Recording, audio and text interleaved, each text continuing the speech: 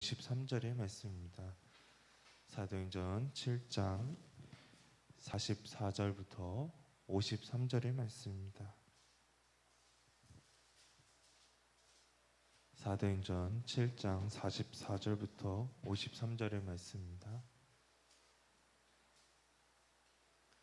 44절부터 다 같이 읽도록 하겠습니다. 광야에서 우리 조상들에게 증거의 장막이 있었으니 이것은 모세에게 말씀하신 이가 명하사 그가 본 그 양식대로 만들게 하신 것이라. 우리 조상들이 그것을 받아 하나님이 그들 앞에서 쫓아내신 이방인의 땅을 점령할 때에 여호수아와 함께 가지고 들어가서 다윗 때까지 이르니라. 다윗이 하나님 앞에서 은혜를 받아 야곱의 집을 위하여 하나님의 처소를 준비하게 하여 달라고 하더니 솔로몬이 그를 위하여 집을 지었느니라. 그러나 지극히 높으신 이는 손으로 지은 곳에 계시지 아니하시나니 선지자가 말한 바 주께서 이르시되 하늘은 나의 보좌요 땅은 나의 발등상이니 너희가 나를 위하여 무슨 집을 짓겠으며 나의 안식할 처소가 어디냐. 이 모든 것이 다 내 손으로 지은 것이 아니냐 함과 같으니라. 목이 곧고 마음과 귀에 할례를 받지 못한 사람들아, 너희도 너희 조상과 같이 항상 성령을 거스리는도다. 너희 조상들이 선지자들 중에 누구를 박해하지 아니하였느냐. 의인이 오시리라 예고한 그들이 죽였고 이제 너희는 그 의인을 잡아 죽은 자요 살인한 자가 되냐니. 너희는 천사가 전한 율법을 받고도 지키지 아니하였도다 하니라. 아멘. 오늘 우리가 본 이 사도행전 말씀은 스데반의 설교의 마지막 부분에 해당하는 그러한 설교입니다. 오늘의 본문에 앞서서 스데반은 하나님을 따르지 않은 이스라엘의 백성에 대해서 다음과 같이 말을 했습니다. 하나님의 크신 은혜로 애굽 땅에서 나오게 된 이스라엘 백성은 자신의 뜻대로 행동했습니다. 그뿐만 아니라 다시 애굽 땅으로 돌아가려 했습니다. 그리고 송아지 우상을 만들어서 그 앞에 제사하며 그것을 만든 것을 기뻐한 그러한 백성들이었다고 44절 이전에는 그렇게 말하고 있습니다. 그리고 이들은 하나님이 계시는 곳을 또한 한정시켰습니다. 이들의 조상들은 광야에서 증거의 장막을 가지고 있었습니다. 이것은 하나님께서 모세에게 명령하신 대로 모세가 본 그대로 만든 것이었습니다. 그리고 이것을 보고 가나안 땅에서 이방 민족들을 치고 이것들을 여호수아와 함께 가지고 들어왔고 다윗 시대까지 이것이 유지되었습니다. 그리고 다윗이 하나님 앞에 은혜를 받아 하나님을 위한 처소를 짓게 해달라고 하나님께 간청하였지만 그것은 그 하나님을 위한 집을 지은 것은 솔로몬 때가 되었습니다. 어찌 보면 이 이스라엘 백성들이 하나님을 위해 힘을 쓴 것과 같이 또한 보입니다. 그리고 하나님을 위해 성전을 지은 것이 이들에게 있어서는 너무나도 자랑스럽게 이들은 여겼습니다. 그런데 오늘 반전의 말이 하나 나오게 됩니다. 그들이 전혀 생각할 수 없는 말이 48절의 말씀을 통해 말하고 있습니다. 48절의 말씀을 다 같이 읽도록 하겠습니다. 그러나 지극히 높으신 이는 손으로 지은 곳에 계시지 아니하냐니 선지자가 말한 바. 아멘. 지극히 높으신 하나님께서는 손에 지은 곳에 계시지 않는다는 것입니다. 그렇다면 스데반은 솔로몬이 지은 이 성전에 대해서 잘못되었다고 말하는 것일까요? 그것은 아닙니다. 스데반이 말하고 싶었던 것은 하나님께서 오직 그 성전에만 계시고 그곳에만 국한된다고 생각하는 이 사람들의 생각이 틀렸다는 것을 스데반은 말하고 싶었습니다. 그 이유를 49절과 우리는 50절의 말씀을 통해서 찾아볼 수가 있습니다. 49절과 50절의 말씀을 다 같이 읽도록 하겠습니다.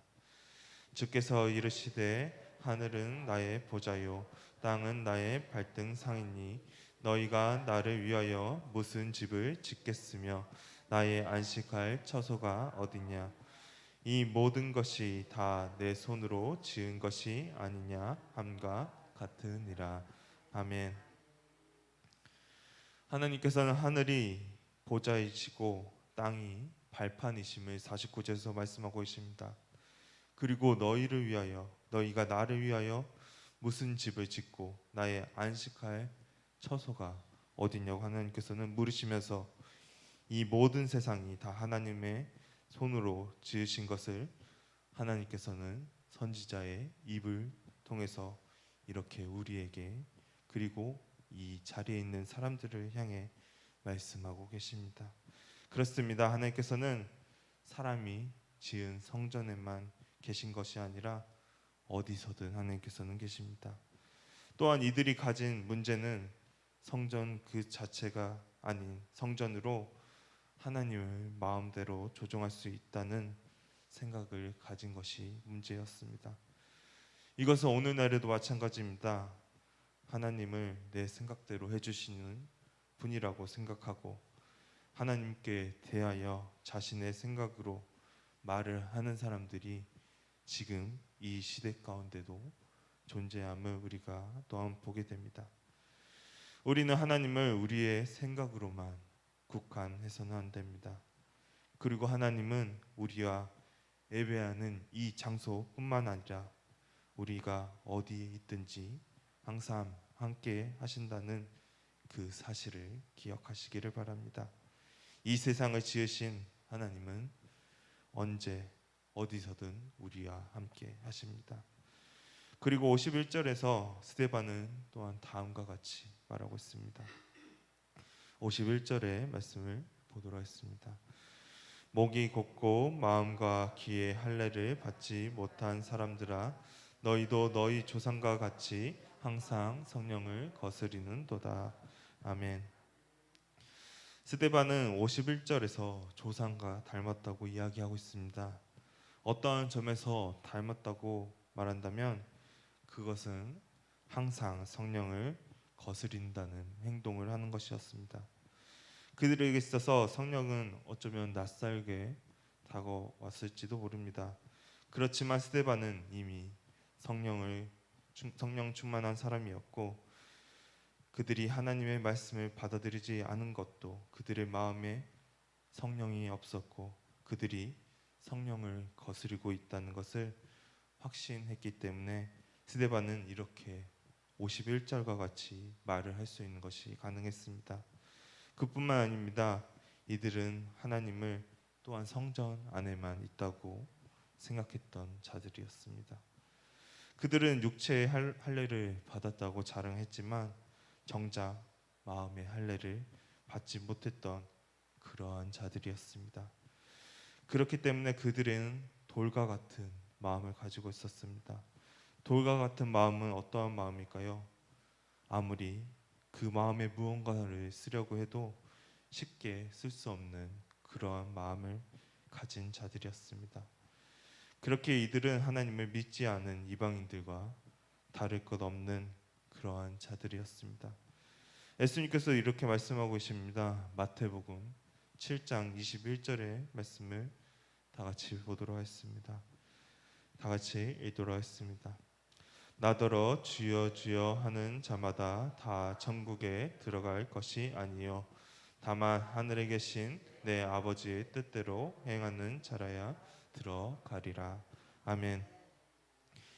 이렇게 예수님의 말씀과 같이 그들이 할례를 받았다고 말을 하지만 하나님의 뜻대로 행하지 않고 하나님의 말씀을 들으려 하지 아니하는 자는 천국에 들어갈 수 없음을 예수님께서는 마태복음 말씀을 통해서 우리에게 또한 이들에게 말씀하셨습니다.